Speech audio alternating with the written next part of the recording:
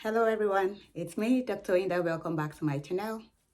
So in this short video, I would be sharing with you some of the routes by which you can extend your stay in the United Kingdom if you're already in the United Kingdom, maybe studying in the United Kingdom or being a dependent in the of a student in the United Kingdom. Okay, so we all know, if you're in the United Kingdom already, you know that the rules changed just recently. And some of the rules that changed included the health and the care worker not being able to bring their dependents into the United Kingdom if you're just applying as a new applicant.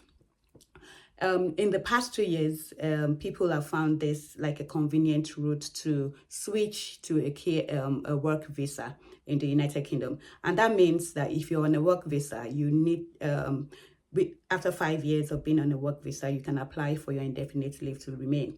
And people found this route a quick, easy, cheaper way to extend your stay in the United Kingdom towards an indefinite leave to remain.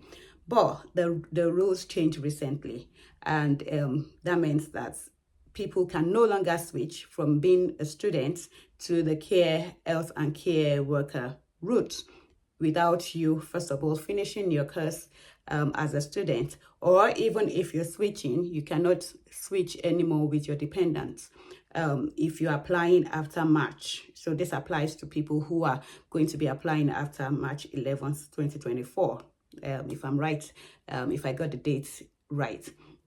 And so I found that a few people have come to me to ask, oh, so what are their options? Well, what can they do? They've got children, or they've got dependents. Their husband is here, their wife is here, and they've got children, and they're looking for ways to remain or to extend their stay in the United Kingdom. So I've just thought to come up with some of the options that I've been able to share with others. And so in this video, what I'll be doing is that I'll be outlining 6 routes by which you can extend your stay in the United Kingdom if you are a student and you have dependents, including children.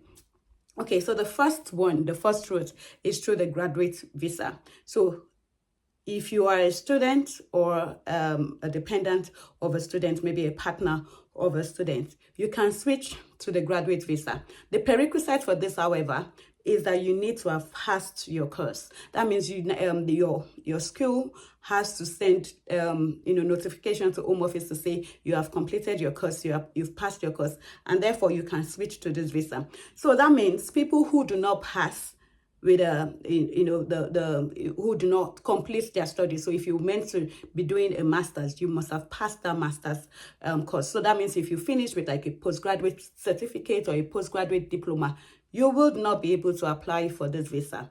Okay, so if you have applied to study an MSc, you need to have completed an MSc. So that's the prerequisites for this graduate visa.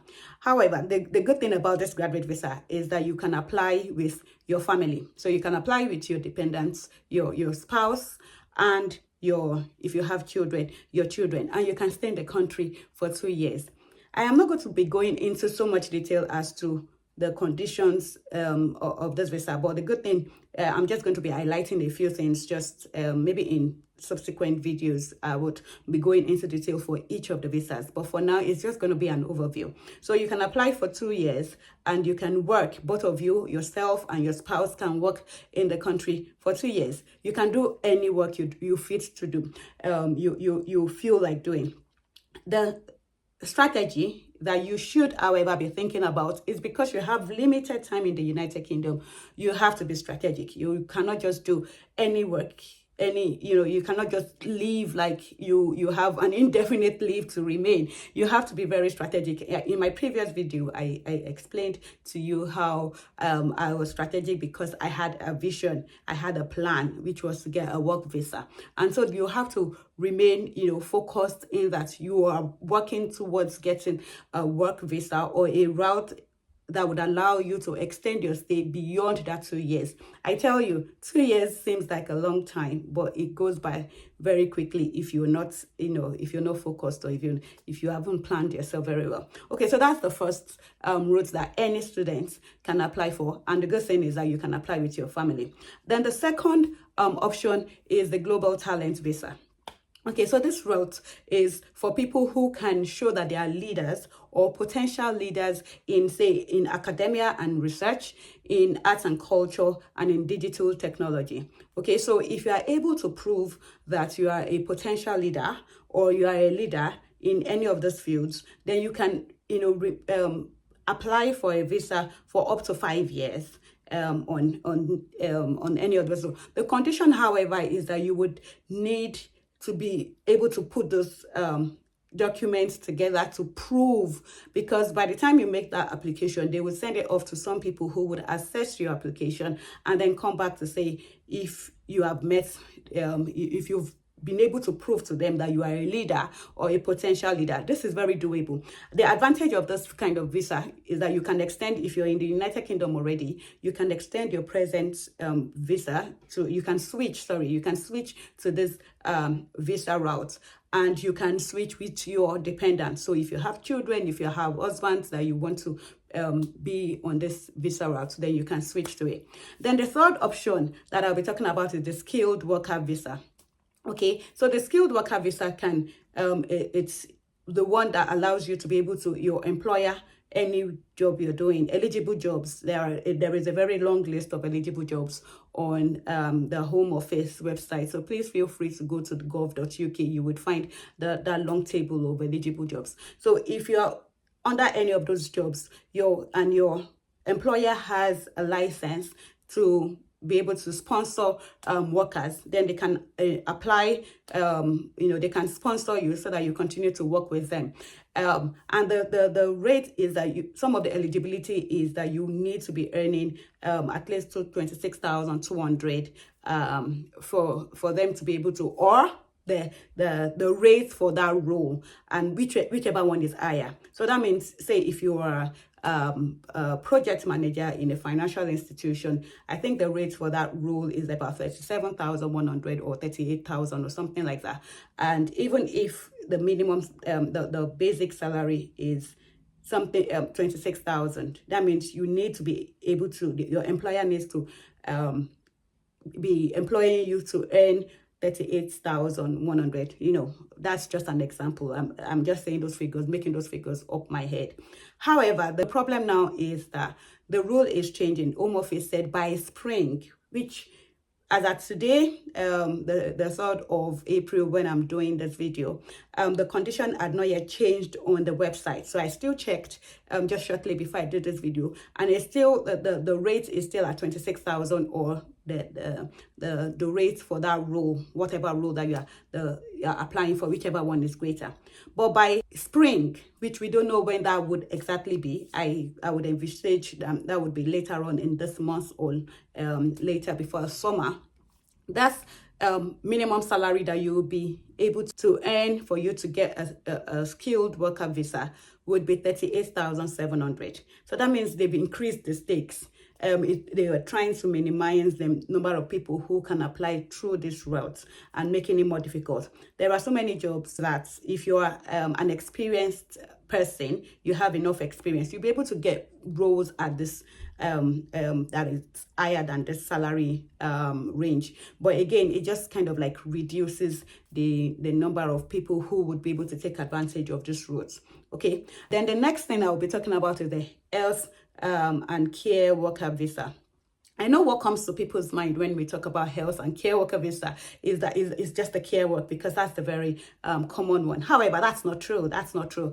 There are so many roles under this visa. We have the doctors, we have the nurses, we have the midwives, we have the occupational therapists, we have the physical sciences, the biological sciences, and so many other roles. The dentist, the dental assistant, and the likes of it. This, you can get the list of roles or jobs that are under this health and care worker. Social workers as well, they are under health and care worker visa. I know people would assume when they hear, oh, health and care worker visa, you can't switch with your family. That's not true. The only people who cannot apply with their dependents or their family are people who are on care, who are care workers and senior care workers. So take note of that. Care workers and senior care workers are the only ones who cannot apply with their families anymore. Okay, and that role applies, it just started this year. So if you have applied, if you're already on that care visa route before March 11 2024, I hope I'm right with that date, before March 11 2024, that means it's fine. You can apply. You could apply with your family. But if you are going to be switching to this visa after that stated time that I just mentioned, then you can no longer go with your dependents. That means you would be granted the visa. You would be able to apply on your own. But your children, if you have any, would not be able to apply under that route if you are going to be applying after March 2024.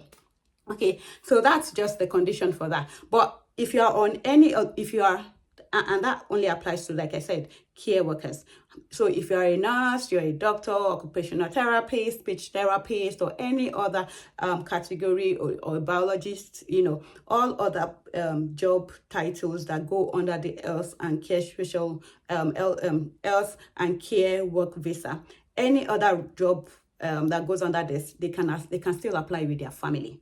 Okay, so don't panic if you're to assume that you cannot apply with your family. You can still apply with your family for as long as you're not a care worker or a senior care worker. Okay, so that's another route to which that you can extend if you have family already in the United Kingdom and you're studying at the moment. So the next option I'll be giving to you is the option of study. Okay, so you can continue to study. If you like to study like me, you can go ahead to do a PhD, and the thing about PhD is that you can apply with your family. You can still apply with your dependents, your children, and your husband. That means you can, PhD typically is about 4 years. So you would be able to stay in the country for another 4 years. And after you do that, you would be eligible for another 3 years post-study visa. That's the work visa, the graduate visa. That's giving you like a big window of 7 years, to remain in the country. So that's another option.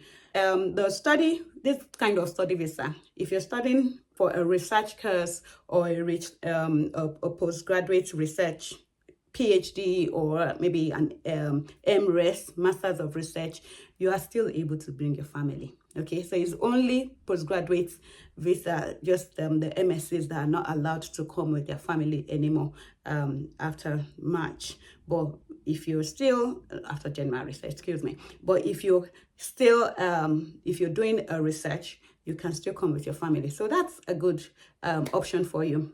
The stakes are, however, higher, because that means you would need to pay school fees for, say, another few years, and the application fees and all. But again, it's doable. If you focus, you can do it. These are just some of the options. I'm not going into detail of how to go about it. Maybe we can touch on that in subsequent videos, but this is just to give you an overview of the options that you can use to extend your stay in the United Kingdom. Then lastly, the sixth option that I'll be giving to you is the Innovator Founder Visa. Yes, the Innovator Founder Visa, you heard that right.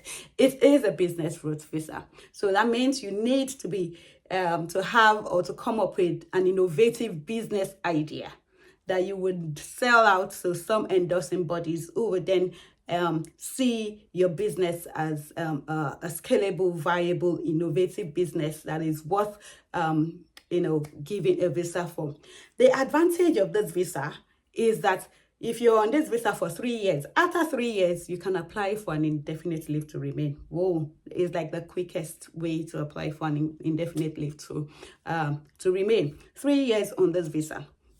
But again, like I said earlier, I'm not going to be going into so much detail of what is required of this visa, but you need an endorsing body to endorse that your business idea is innovative. From the name, you can tell that they require an innovative business. So it's called Innovative Founder. That means the business has to be new. It cannot be an existing business, a new innovative business idea. Okay, so these are the options that I've been able to come up with people, and I've given to a few people who have come to me for advice on what their options are, because a lot of people are confused out there. In the past 2 weeks, I know I've been inundated with questions on the possible ways that they can extend their visas.